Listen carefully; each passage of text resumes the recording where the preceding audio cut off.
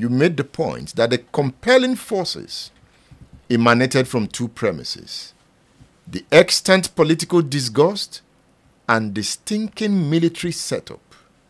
With the Independence Constitution of 1957-58, the British went ahead to bequeath the bastardized legacy of the existing three regions to the nation in deaf defiance of all moral protestation. Explain. You see, as I said, let me make an analogy that I just made in one of my write-ups.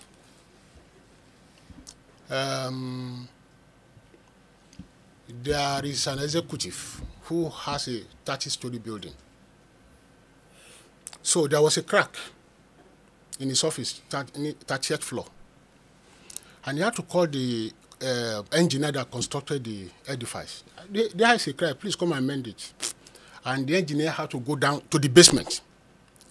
So he did not know why the engineer went to the basement.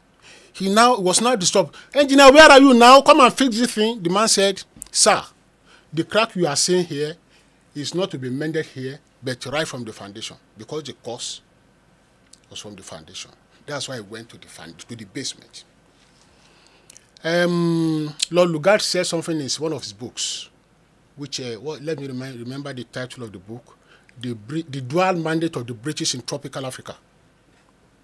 Have you ever read the book? No. The Dual Mandate of British in Tropical Africa. Okay, by Lord Lugard. Yes. He confessed in the book that Europeans did not come to Africa to help them, but to fight for their own economic interest. It was a brazen confession. It was a brazen confession. So whatever they did, you should not blame him. You should not blame the British. They had confessed that they came here for their own economic purposes. Whatever is your problem is your problem. They don't care. But so you blame them in this book. Yes, I have to blame them. I have to blame them because they are insensitive. They have been insensitive. They have been unaltruistic. They have been wicked. They don't care what happens to the people. So, talking of the people bequeathing bastardized military, it was part of the ploy. Ploy of, I don't care what happens to you people. They knew that the composition of the military was not balanced.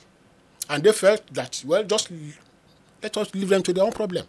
And everything else snowballed into the crisis of 1966. And you also make the point in the book that the federation was not balanced. Yes. The North was overtly bigger. Oh, yes. Than the East and the West. This is still the same thing we are talking about.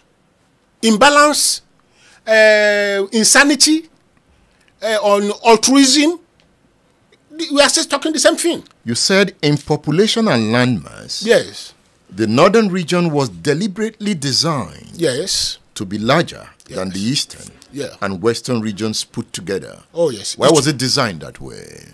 It was because, okay, let me make an analysis. Okay, there is a loaf of bread on ground.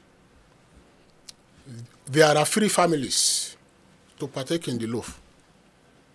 And you have 10 members of the family. I have 2. My friend has 3. And definitely you want to distribute on the basis of the largeness of the families. Who is going to have the larger part? I mean the largest part? You, of course. So this is one of the ploys. It's a way of benefiting the northerners. And there is a politics behind it. What is the politics? The politics, thank you. Let me see what analogy I can use again. Okay. Edmond Obilo is a very brilliant man. He knows his onions. He knows that nobody can cheat him. But maybe because I'm illiterate, maybe primary school holder, I may not actually know the intricacies of the issue on grant, so I can be taken for granted. So if the exploiter wants to adopt a person for the distribution of the loaf, who do you think he will appoint? The non-entity, of course. Because he can manipulate me. He cannot manipulate Obilo because Obilo is too clever to be manipulated. So who is the non-entity in this case of the Nigerian Federation? Of course, you know now. Of course, everybody knows. Can you compare the West with the North? Were they educated? How many of them were educated at that time? When we are talking of the firsts in professions, talk of first doctor, first lawyer, first architect, first this, first that, they were always from the West and the East. How many firsts did you get from the North? So they could better exploit the Northerners than these crazy people, crazy quote and unquote. These brilliant people, these highly intellectual people who cannot be manipulated. So they see it has been sensible to tilt towards the non-entity, so to say. You know, this argument you make, Paulani Wajayi made it in his book, Nigeria, Africa's Failed Assets. Well, I don't know, but this is my own conviction. This is the fact that I have. But the North that you're talking about, yes, at the time had a sophisticated political system. What was the Fulani had conquered the Hausa states at the time. Yes. Their politics was already advanced. So I wonder why you don't recognize that. I will not recognize that because they are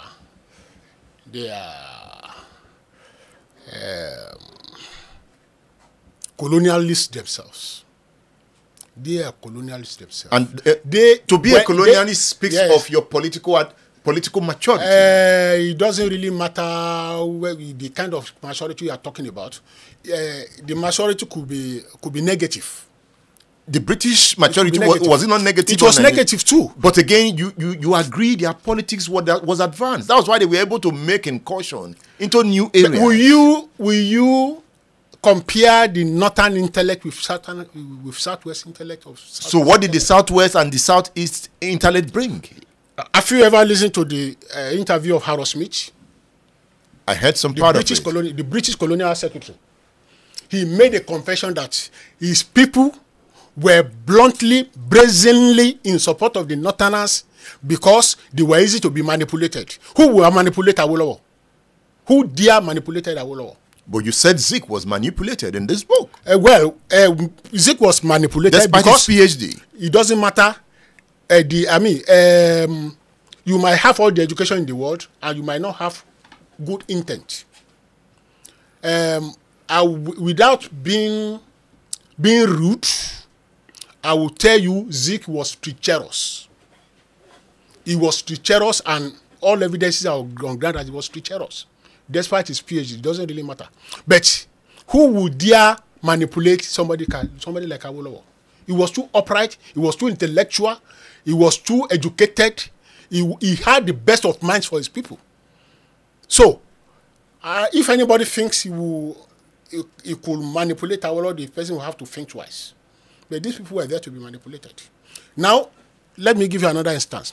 When the coup of 2066 happened, 1966. Yes, the Northerners, under the leadership of Gowon, when they did the coup of July 29, they wanted to go. They were singing Araba. That is, let them go. Let the North go. But it was the British that came behind the door. Just, don't go, it will not pay you. You better stay here. Because they wanted to continue manipulating, the Northerners. So that's why the Northerners now put their agenda in reverse. And they were now singing One Nigeria. So everything was clear that the British was hell-bent on manipulating the North in their own interest, for their own purposes, which is still reverberating on us till today. I still want to read from your interesting book. Go ahead. I'm speaking with the author of this book, Nigeria on Gunpowder, The Climax of Misrule. This is a classical book on politics and power, a classical book on Nigerian history. The author, Victor Taiwo, is here. If you read this book, perhaps you will be provoked about the issues of the moment. You would find this book on udarabooks.com. Go on our online bookstore, udarabooks.com. udara.com if you are interested in getting a copy of this book. And you can buy this book on Udara Books WhatsApp numbers. The numbers will be flashed on the screen, and you can always get a copy of your book. It is a powerful book of history.